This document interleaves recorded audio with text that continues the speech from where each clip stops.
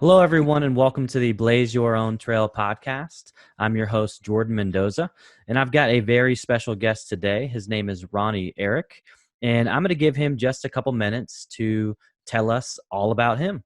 Hey, what's up, man? I appreciate you having me on the show. As you said, my name is Ronnie Eriic. I'm from New Jersey, live in Atlanta now. I'm an artist, songwriter, entertainer, and I'm Mr. Feeling Good, Feeling Great. That's my motto, you know what I'm saying? Awesome, and I love that motto. Right, it's a very positive and an uplifting motto to abide by. So, Facts. we're gonna rewind real quick and take a dive into where you grew up and how you were as a kid. So, can you give the audience some context of where you actually were born and raised? Yes, I was born in Plainfield, New Jersey. I grew up in Scotch Plains. So when I was younger, sports was really big in my life. So parents put me into basketball, football, track. That's what they pushed sports in school. For me, music wasn't. I did music, like I was in my family's choir, and and in our church I did that, and I played the drums, but it wasn't as big or pushed, as it was when my dad did DJing and my uncle was rapping back in the day. You know what I'm saying? So Yeah. So, what do you think their big push to get you into sports was? Did your parents play sports, or maybe they didn't, and so they wanted you guys to be involved and get those experiences? What was it, do you think, that kind of um, had them push you towards sports? I think it was my grandfather and grandmother. They had a football league where we were from in Plainfield, and so my mom and them grew up in that league, and so my mom and them took over and got their own league, and then wanted to raise us into sports. And football is really big in my family. Like uncles is Cowboys, my dad's a Dolphin fan, so it's like always rivals. The team, you know what I'm saying? So Yeah. Thanksgivings is crazy. So yeah, sports is like we were. I went to college. I played all through high school and all of that, and I was supposed to go play in college, but I got there and was like, nah, I'm good. I'm not trying to wake up 5 in the morning. Like, hell no, you know what I'm saying? So Yeah, yeah. Well, you did them proud, right? You put in the work for as long as you could, and until you really went down the path of what your passion is, right? And I think hmm that's super important to me, and that's the thing I'm instilling in my kids is like whatever you want to do, whatever you see a strength in, let's go all in there. exactly. It's there's too many parents I think that focus on the kids' weaknesses, and what happens when you do that is their strengths actually start to diminish, right? When Mm, you focus on their weakness versus their strengths. So, exactly. um, so growing up in Jersey, so who were some of your biggest influences when it came to music? Whether that was hip hop, R&B, maybe you like some other styles of music. So, who were kind of people you look up to? So my favorite artist is Lauren Hill. Looked up to Lauren Hill. She's from Jersey. Who else? Fabulous.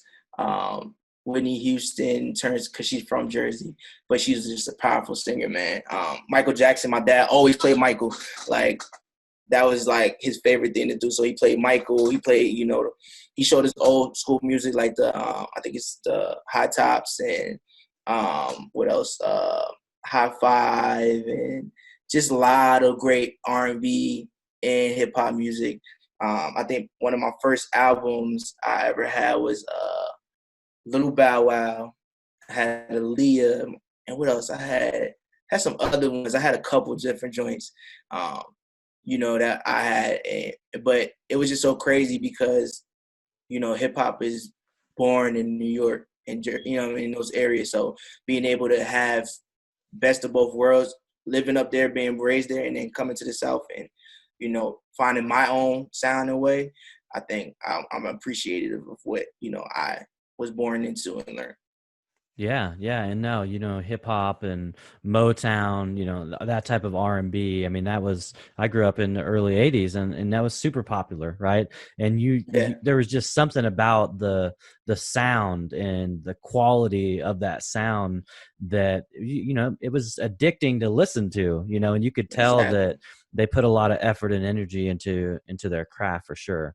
So hmm when did you discover and when did you think about hey, listen, I think one day I want to aspire to be an artist. I want to aspire to be a rapper, and get into that side uh, things as far as a business side's concerned. So when did you have your first thoughts about that?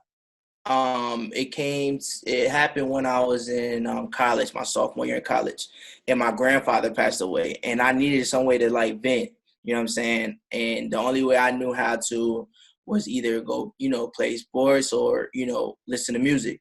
So I just started listening. I'm like, man, I need to write something down on how I feel. And from there, just penning how I felt, I came across other artists in college where Charlie Sky, Chrissy Say So, Martez, Hurt. We all formed a group called Leaders of the Dreamers. And from there, I started building my fan base, and it was all she wrote from there. So I was actually in a rap group, actually, Okay. when I was, yeah, it was crazy. It was crazy dope. So. Okay. Yeah, so that's good. So how did you enjoy being part of a group? Obviously, playing sports as a kid and all growing up, you got that sense of teamwork and camaraderie and things like that. But, Yeah, when it comes to the music business, sometimes there could be egos, right? There could be, I want to be the person in front, or I want to have this, part of the song, right? So yeah. can you give the audience some context on how that was at first, right? Because again, different personalities, different things like that you're dealing with especially when you're in a group. Yeah. So I think for me, I was fairly new to it. Like I said, everybody that I did join, they either had a couple years on me, they were doing music way before me and all that. So when I came into it, it was more of a learning curve. And they were teaching me, they helping out. But once I started getting the hang of it, I'm very competitive. So it wasn't a bad competitive, but it was like, oh, they wrote a fire verse or a fire hook or whatever. I need to do something just as much or better. You know what I'm saying? But Yep. so that it's either balanced with them or something. Oh, you killed that, bro. Like, you know what I'm saying? So it was fun. It was competitive, but then we also knew how to balance each other out, and we knew each other's strengths and weaknesses, right? So I knew I couldn't probably rap on a certain song, so we'll let somebody else rap on it. You know what I'm saying? If I didn't feel like it fit me. So it was cool. It was a cool learning experience. If I was to be in a group again, I would probably not, because I love being solo. And I think being in group, like you said, there's so many different um, personalities, styles, and then it's like time management. Like, let's say we try to have to do something and everybody can't make it, you know what I'm saying? Or some people are taking it serious and some people are not because life has happened and little things have happened between that, you know what I'm saying? So Yeah. it's kind of hard to be in a group. Okay. So we've talked off air, and you gave me some context into how you got into producing, and it was a super interesting story, and I think it would be good for the audience to find out, because you don't only write your songs and perform your song, but you also are able to produce your tracks, and not everybody has Yeah. that skill set. So can you give the audience some context and kind of how that came to fruition? So I don't fully produce. I engineer my stuff. So like 100 grand, my song 100 grand, how we have it on the NBA, the Cavaliers Media Day and stuff like that. Shout out to United Masters. My producer was sitting here and he didn't have nothing. So I was like, yeah, just leave it. I started playing on his keyboard or whatever, and I'm like, I had found this sound, and I just kept playing, and I'm like, yo, this is the sound. Like, I like this sound. He came back, created everything around it, and then that's when I started humming, my cadences and melodies, put it together. So I actually record, like I have an in-home studio, as you can see in my mic, my interface and stuff over here. So after I wrote it, I recorded it, and then from there, I mixed and mastered it. So I basically, sat here, chopped up the beat, and took the drums and leveled it a certain way, and made sure the reverb sounded good and stuff like that. So it's a long process, but once it's done, the manifestation of it is beautiful. So Absolutely. Yeah. It's, because it's literally you're creating, right? You're getting to use that creative side and put all of these things together to turn into one track, when I'm editing videos, I get that. I'm like, oh man, like, oh, if I do this, this will happen. Oh, what if I add this? No, that's not, and you're able to really like see, 100 different versions of it before it Exactly. actually comes to fruition. Exactly. Exactly. Then it's like also taking in on opinions, right? So like opinions can help and sometimes not help, you know what I'm saying? So I think that also people should be open minded to that, having a group of people that won't just tell you yes. You know what I'm saying? They'll keep it real with you and be like, hey, that's not it, man. Maybe you should try that better and say that better and do this better. So Yeah. also, take that into heed when I do stuff. That's good. Yeah, no, it's definitely good to have a circle around you of people that can, for one, support you and steer you in the right direction. And I think as a creative type, it's also important that you also stick to what you feel is the right with that intuition or that gut feeling, so that it doesn't end up sounding more like their stuff versus your stuff, right? Exactly. Exactly. All right. So, what was your first song that you ever released? So, when I say released, meaning it made it to Spotify or Apple Music, and I want you to just give the audience some context around how you came up with that song, and Uh-huh. then does it align with kind of who you are and how you've grown since that time? Nah. So my first song was called "Don't Play," and it was more of a trappy feel. It was like we don't play. It was basically telling how me and my friends don't play about a lot of different things, and I was in the time in my life where I was hanging around people that not saying bad or anything, but if you mess with them, they not playing with it. You know what I'm saying? So I made that song at the time. So that was like 2000 and I want to say 15 or 16. The next song after that was Feeling Good, Feeling Great. And that was really when I found like that's me. I'm Ronnie Eriic. I love to turn up. I like to have fun. I like to party. And Feeling Good, Feeling Great, I recorded that like 4 different times. Not even recorded. We changed the beat like so many different times until we finally got the one that I like. And from making Feeling Good, Feeling Great, I had the brand made and stuff like that. And so from there, I started, and that was still like Ronnie Eriic, but not the vulnerable and telling how I really feel about situations, Ronnie Eriic. So those two were the first two songs when I first got to Atlanta, because I moved to Atlanta in 2014 after I graduated from college. So those two were the first two songs that I really released on any of those platforms. Okay.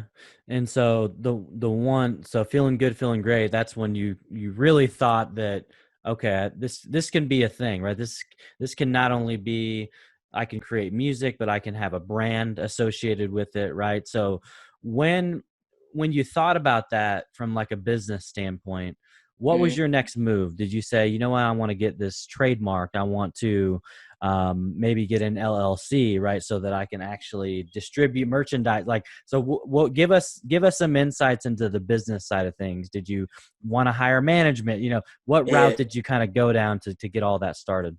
So for first, it was shows getting people to repeat, like Simon says. And when I say feeling good, y'all say feeling great. You know what I'm saying? So like Yeah. having them have that in their head. So anytime they see me or whatever, oh, this Mr. Feeling Good. You know what I'm saying? Like that's just my whole thing. From there, it was finding out the best pricing and t-shirts and merch and stuff like that. I didn't have management for about for about maybe 2 years when I got here. I didn't have management.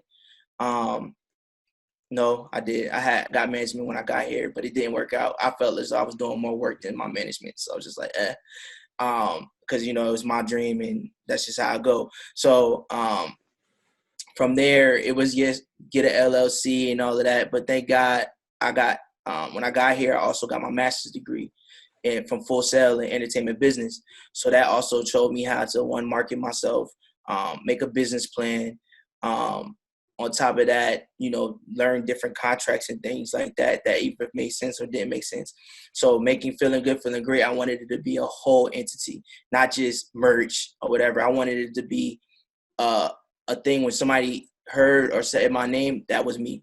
You know what I'm saying? Yep. So from there, and I still have to, get an LLC for it and all of that. But I did research on it to figure out how much it cost and what I had to do and things of that nature in order to make it, you know, be a staple for me. Okay.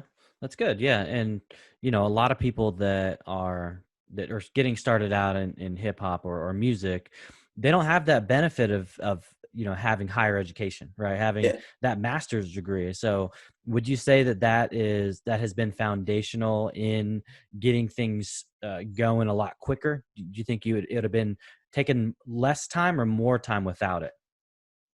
I have like a love and hate relationship with that. So like, yes, it's beneficial because I know how to move and carry myself in a room and around people.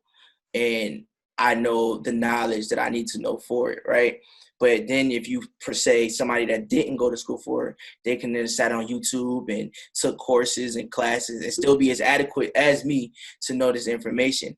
But their hustle, like, I feel like hustle is everything, right? They can on top of me having the degrees and all of that, my hustle still had to meet those people that didn't have it, because those people that don't have it most times hustle a lot harder because they know they need to figure out and get things right. So I think for me it's a conversational piece. Like people will be like, oh, I even come to this day, people don't know how to get on distribution. They don't know how to do different things. But learning from my degrees in terms of business and entertainment business, it showed me how to be determined and disciplined and to finish things. I think that's my biggest output. I feel like if you could finish that, you could finish anything. Okay. That's good. Yeah. And, every degree has a certain weight to it, right? Whether it's a dollar amount or whether it's, some of them could be priceless, right? Because Mm-hmm. in order to do that role or that position, you have to have it, right? And then Exactly. there's plenty out there. There's plenty of people that have them, and they're nothing but something on somebody's wall that they have never used, right? But you can't really fault people for that. I mean, these are 17 to 18, 19, 20, 21 years old. You don't know what the Mm-hmm. heck you want to do. I mean, there's plenty of people that are 30s, 40s, 50s that still don't know what they want to do. You know what I'm Exactly. saying? And Exactly. so I think I have a very similar love hate relationship with college and school. I didn't go. I knew I didn't want to go when I was in high school because I just Exactly. didn't enjoy education in a formal way. But I love learning, right? And even though I didn't go to school, I have certifications, because I'm always investing in myself. I think Exactly. professional development, personal development, that is where you want your money to go, is how can I be a better version of me, right? Mm-hmm. Because if you are at optimal level of performance for yourself, it doesn't matter what you're doing, you're going to do it really well, right? Exactly. Exactly. Exactly. So, and then I hate waiting on people. So that also pushed me. Like I had to figure out how to get on Spotify. I put in one of my songs and set it off. Like I did this shit without a manager. You know what I'm saying? Like I learned all of this stuff without even having somebody, or like I created my website myself. And I feel as though like that term of accomplishment holds way bigger than having somebody do everything for you, which a lot of people nowadays, they're not self-efficient, which is kind of scary to me. But Yeah, no, but it's all about the process, right? If you enjoy the process and the journey, and you don't you don't really get upset when you don't get the W, right? Like, because mm-hmm. it's gonna happen. Like more than not, you're gonna fail. You're not Exactly. gonna see the results that you want to see. But if you dwell on it or you give up, then you're not gonna get to where you want to get, right? So Exactly. all about having that selective amnesia, right? This door closed, but guess what? Another door is over here waiting for you that you didn't even think about, right? Mm-hmm. And so, how do you position yourself with your business? So just to give the audience some context, are you, I know you're on YouTube and on Instagram. So do you put out a lot of content, and what type of content do you enjoy putting out the most? So right now I'm more heavier on Instagram, growing my YouTube right now. But for me, I put more content in terms of videos. I think videos go really well. I feel like we used to be in in the world where you could post a flyer and all of that, and it would get some love. But now if it don't have music behind that flyer, it's like irrelevant. You know what I mean? Nobody wants to sit there and pay attention, or you know what I'm saying? So right now I'm working on more visual content, whether it's learning. I'm actually trying to learn TikTok, and trying to figure out ways to be more appealing, because TikTok is new to me in terms. I feel like it's like a newer Vine. You know what I'm saying? Vine Yeah. was popping in my time, so I feel as though TikTok. So I use TikTok, YouTube, Instagram. You help me with LinkedIn. LinkedIn is like a foreign language to me too. Like, but it's very interesting. It's very interesting from a business and professional standpoint. And then my streaming platform. So my right now Spotify and Pandora are my leading platforms, and thank God for Pandora and their tools that they have. To feature music, and they basically put the song on whatever like-minded artist that they feel like it sounds like, they put it on their radio, and then those people come and check you out. And with Spotify, their playlists. So playlists are very, very dope. And then Instagram ads, when I get a chance, I feel like are definitely good. Yeah, and so for the audience, right, for somebody that maybe is like, you know what, I think I have written some stuff, and I may want to perform it.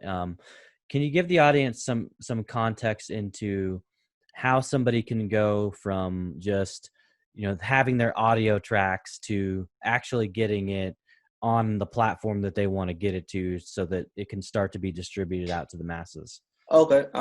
So there's distribution companies that they can look into. You have DistroKid, you have United Masters, you have TuneCore. I know those are the ones in the U.S. and there's another one. I can't remember the other one, but I use DistroKid and I use United Masters. The reasons why I use those two, DistroKid because I keep 100% of my digital sales, right? And then they do split sheets on the platform, so I don't have to worry about if I make this amount of money, I have to come back and give you that. They're already paying that out. So, and it's only like $35 for the year. You upload as many songs you want throughout that year. And I only put my explicit versions over there. So now for my clean versions, I use United Masters because I know they have the NBA. They have a lot more sync licensing deals. And I use them to get those deals, like how I got the NBA, how I just did AT&T with them, waiting for that Corona. I wish it never happened, but waiting for that thing to pop off. And I like them a lot because they're very big in on independent artists and showing love and helping out independent artists. So, and they'd have different playlists and stuff every week and stuff like that too. So those are the two platforms I use, and it's easy. United Masters is free. Just gotta upload, sign up and upload. So I feel like the biggest thing is getting your music mixed and mastered correctly. Yep. I think quality, because you could put music out just from your phone every day, you know what I'm saying? But if it don't sound good, nobody's really gonna pay attention to listen to it, you know what I'm saying? So with those two platforms, DistroKid, United Masters, are there people that are big, like now they're big artists that use those platforms, and that you don't think will ever sign a formal like manager? Yeah. What's his name? I don't want to say it wrong. His name is Chopper, and in something Chopper. I can't think of his name right now, but he was pushed on that platform and is doing crazy numbers. There's another artist from New York that's being pushed on their platform and doing crazy. So I have like a personal A&R with them, and we talk and converse, and opportunities come. He'll look out and check out, like, hey, this might be good for you, or he'll just send it in, you know what I'm saying? And like when I first got the NBA, I was actually Ubering, like didn't nobody tell me, nothing. Like they tagged me, United Masters tagged me, Cavs did. It was like, hey, Tristan Thompson, song 100 Grand by Ronnie Eriic, you know what I mean? Provided by United Masters. And I'm like, oh, this is crazy, like something crazy big. And all I had to do was, submit. So that's it. Yeah, no, that sounds easy, and it sounds like a quick process, Yeah. With my podcast, that's the one thing that I like too about podcasting is you can distribute it to pretty much, I think I'm on like 10 or 11 platforms, right? And when you get started from day one, depending on who's your hosting site, you usually get 2 or 3 like that first day, Yeah. and that's what it's all about, right? It's about, like, first I gotta market on social to tell people that there's an episode, so that they get driven where I want them to go to click the link and then to subscribe, hopefully, right? So Yeah. it's about distribution, and having the ability to be on multiple platforms is Hmm. definitely a big Yeah. advantage. Well, you showed me something dope. That was really easy. Linktree. I like Linktree a lot. I appreciate you for showing me that, because it's like one central link and they can go and choose whatever they want on that one central link. You know what I'm saying? So it's Yep. been really beneficial for me. Yeah, no, I tell, a lot of my clients to, if they don't have one, to build a link tree, like, cuz like you said, it gets people where you want them to go. And so now I upgraded to Pro not too long ago, so now I literally have every social link. I've got, I mean, you can have hyperlinks that drive them exactly where you want to go, or you Hmm. can create motion links that, like, shake or move when they get on. And what I like about it too is you can use that if you have a domain, right? If you have, like, Yes. feelinggood.com, you can Hmm. send them there, and then you can link that directly to your link tree, right? So, Yeah. so for people that don't have a website, or they don't want to invest the time and energy in either YouTubing it to figure it out or hiring somebody, Linktree's perfect, right? And for $6 a month, I think, for Pro, or free, I mean, you can use there's plenty of people. I think Gary Vee actually uses the free version, so Yeah. I mean, there's Yeah. people out there that they're just like, all right, whatever, it's just a place for me to put links. So Hmm. Yep. yeah, no, Easy. that's Simple and definitely easy. a good tool. So what do you have in the works? I know you just released your album Rebirth, right? And Yes, there's definitely sir. some. It's a great album. There's some Thank tracks on there that I definitely enjoy. So give the audience a little bit of context into that album. What was the whole thought behind it, and what your favorite, maybe top 2 or 3 tracks off the album. Okay. So my album is called Rebirth. It's on all streaming platforms, so go get that.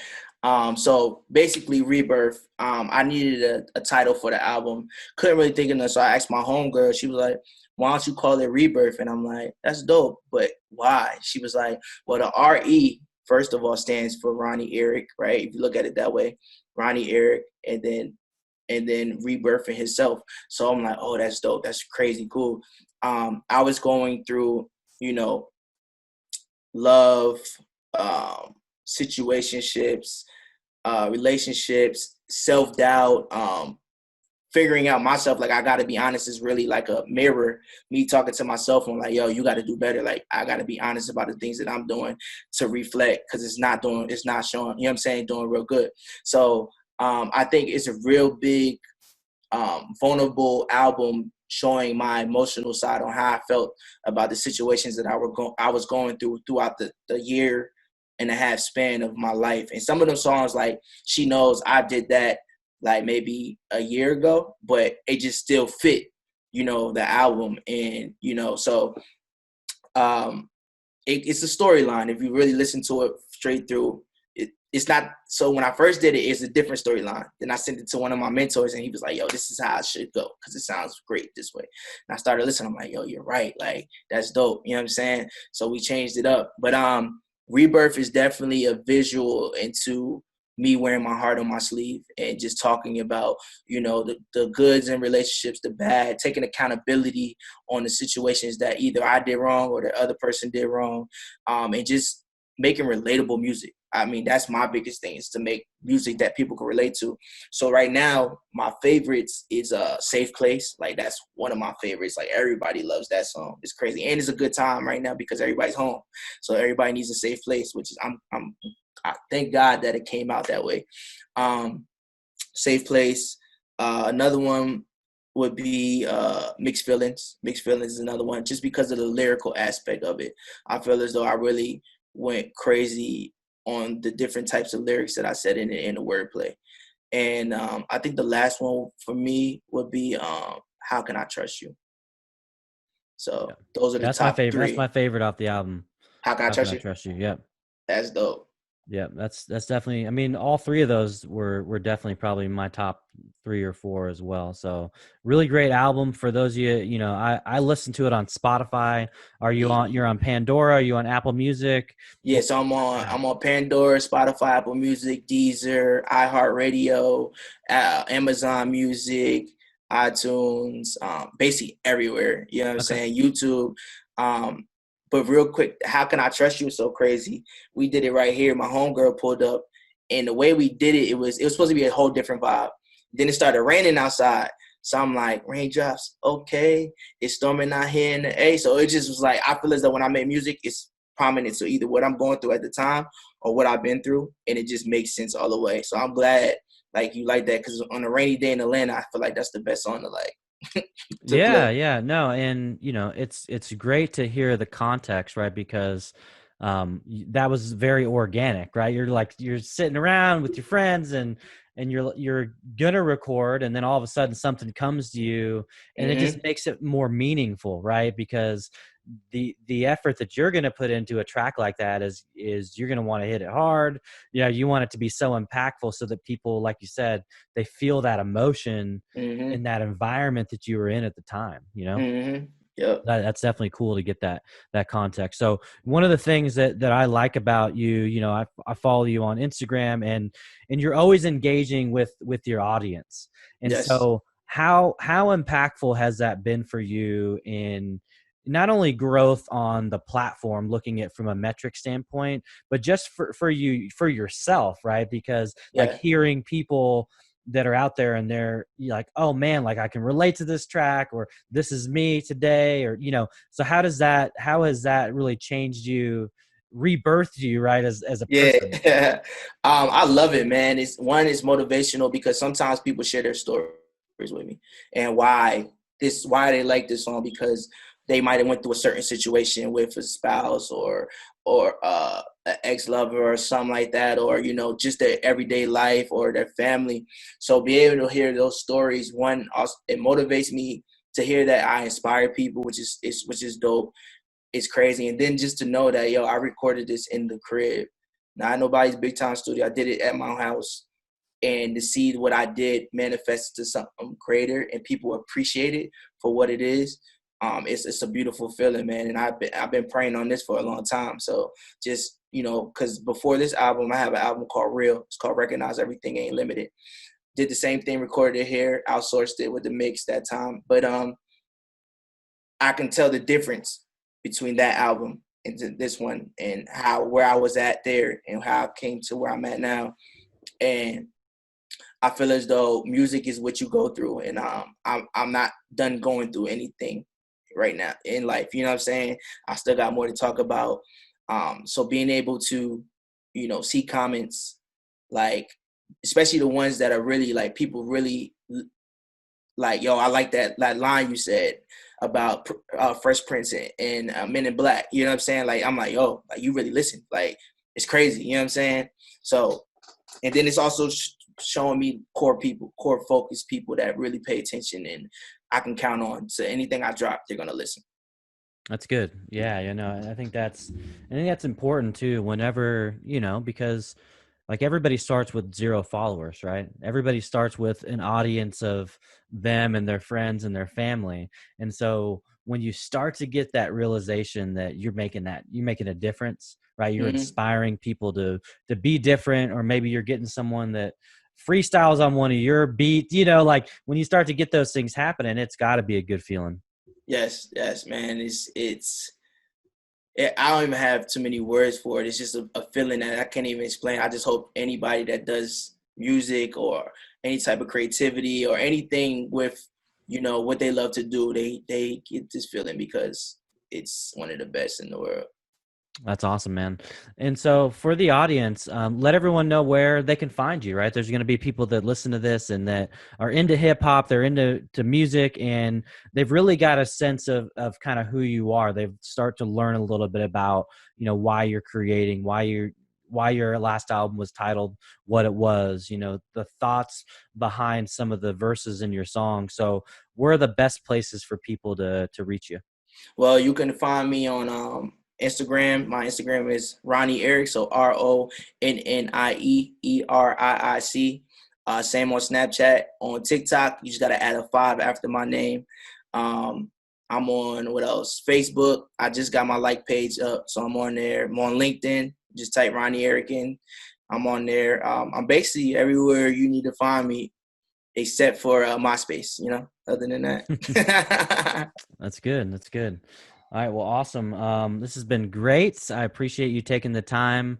I'm sure you've been writing and recording and always Man, working on some things. So man, appreciate you taking the time for sure. thank you, man. I got something about to drop for this whole COVID thing, man. I think it's gonna uplift people's spirits. So I'm actually about to, when we're done, finish writing it, probably make a video, post it, and get people tuned in.